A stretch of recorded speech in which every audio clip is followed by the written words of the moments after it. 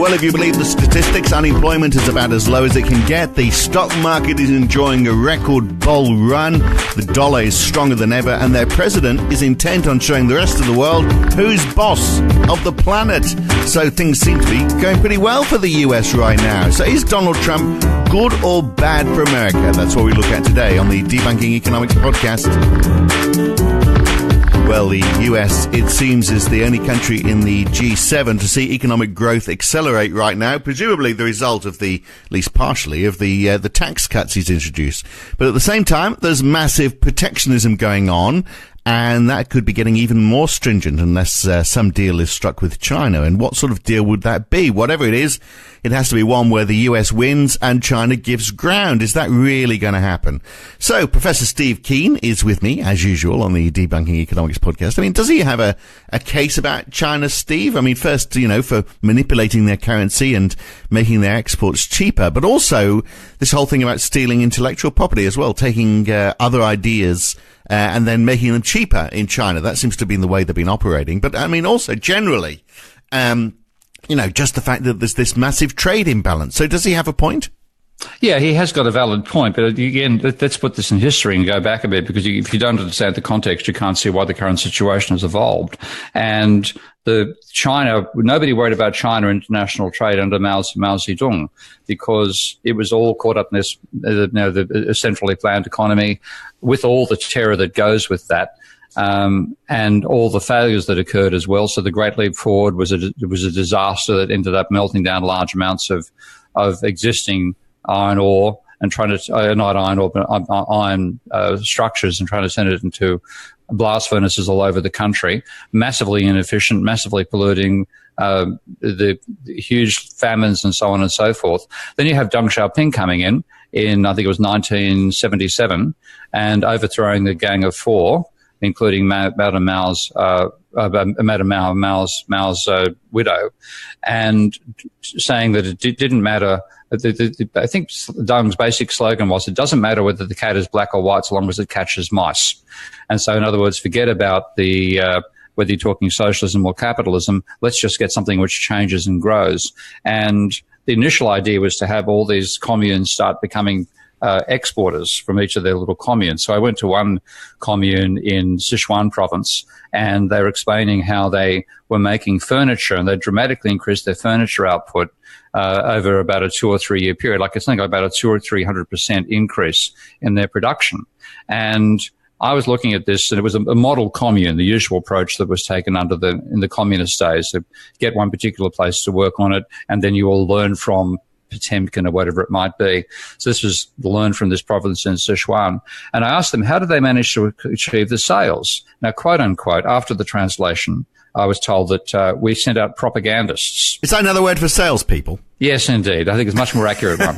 And then said, okay, where did the propagandists manage to achieve sales? Oh, Shanghai. Who did they sell to? They sold to the state warehouse there, furniture warehouse.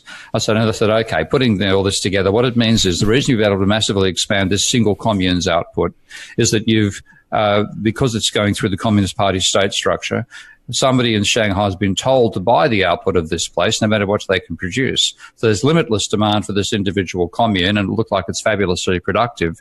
But if you scale that up to something like about 200 or 300 communes across the entire province, it'll fail, because you simply can't get every state enterprise dramatically expanding their purchases of your output. So I had no faith at all in that particular idea. We got down to I took a group of Australian journalists there for a conference in 81, 82, and we did a tour after the conference. And one of the final legs of the tour was in Guangdong province, which was just north of Hong Kong, where they were building the Shenzhen Free Trade Zone. And that was the very first trade zone in China's history. And of all things, I will never forget it. We got there, and of all things, that was being built by the Australian company CSR. They were laying all the concrete. And as well as having a classic Australian Aussie manager, g'day mate type manager, coming out in khakis and stuff like that, he said, let's have a barbie. No shrimps, I might add. That's a Paul Hogan invention. But barbecue, and his wife turns up to help us with the barbecue, and she is a classic Northern Beaches, big personality, fantastic personality. And so that we're all eating steaks and chatting with our Chinese people in this, the blazing sun as the concrete is laid in Sichuan. We go for our briefing with the people running the province, and this is the first time I was ever impressed by a presentation while I was in China, because the boss of the place said, well, look, I can give you a bit of an overview, but better to hand over to the actual implementation manager here, so I'll leave the room. He just walks out, no status worries for him at all, giving over to an underling. And the guy then explains what they were doing. And the idea was the free trade zone was going to offer cheap factory side and, of course, cheap labor to American companies who exported there. There is a provision, and this is what Trump has been complaining about, there is a provision in the American trade law that enables a company like American company to operate in a third world country and to re-export from that third world country back to America without facing tariffs on the increase in value placed on on whatever's being produced. So you might send over unassembled computer parts, you send back an assembled computer. The company pays no tax on the change. So they therefore can make the question, what's easier for us, paying an American worker $5 an hour back then, or paying a Chinese worker $5 a month? Yeah. And even if they're one quarter as productive, let's go for the cheaper Chinese worker. And that's what really led to the growth of the industrialization. But there's one extra thing, I'll shut up in a moment.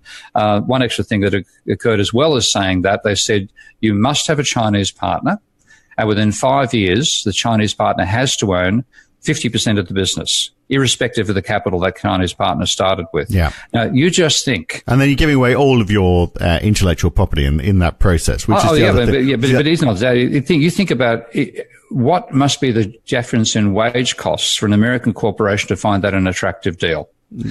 And yet many, many, many of them did, which is where the industrialization began. Yeah. So they were swapping, creating a Chinese capitalist for paying American workers.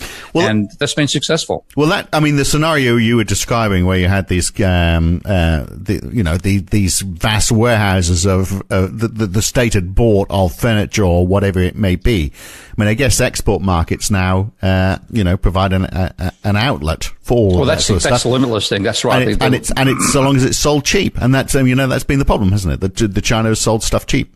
But this is the strategy which every successful industrialization country has followed.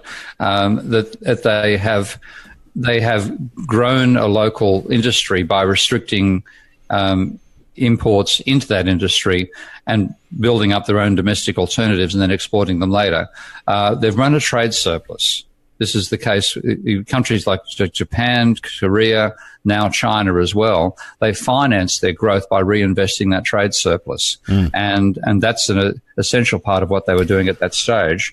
But the huge part of it was deliberately to get technology transfer, because, again, when you look up the Chinese Communist Party, most of the people who make it to the top there are engineers. They're not bloody accountants and lawyers like we get in the West. The people who can actually build stuff. My favorite tale there involves the Chinese delegation that came to Australia roughly at the same time. And one of the Communist Party leaders, Chinese delegates, went into the toilet, and half an hour later, he still hadn't come out. And finally, people got worried that they'd go inside and check and see what was wrong with him. There he was. He's an engineer. He'd seen the double flush toilet. He'd literally taken it apart to see how it worked. He was fascinated by it. He hadn't left the toilet while he worked out how a double flush toilet works. So transferring the technology was an essential idea. They wanted to get up for Western technology as fast as possible. So as well as getting ownership, because they also got the technology, and then, of course, over time, companies like Foxconn have taken the place of whatever American manufacturer went there in the first instance.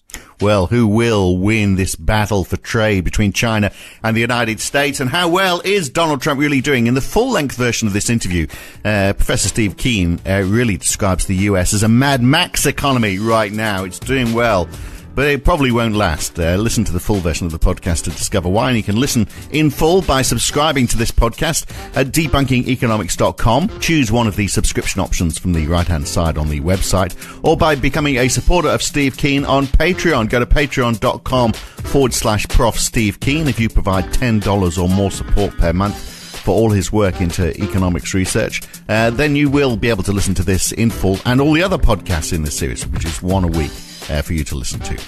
That's it for today, though. I'm Phil Dobbie. Thanks for listening. We'll be back again very soon with Professor Steve Keen.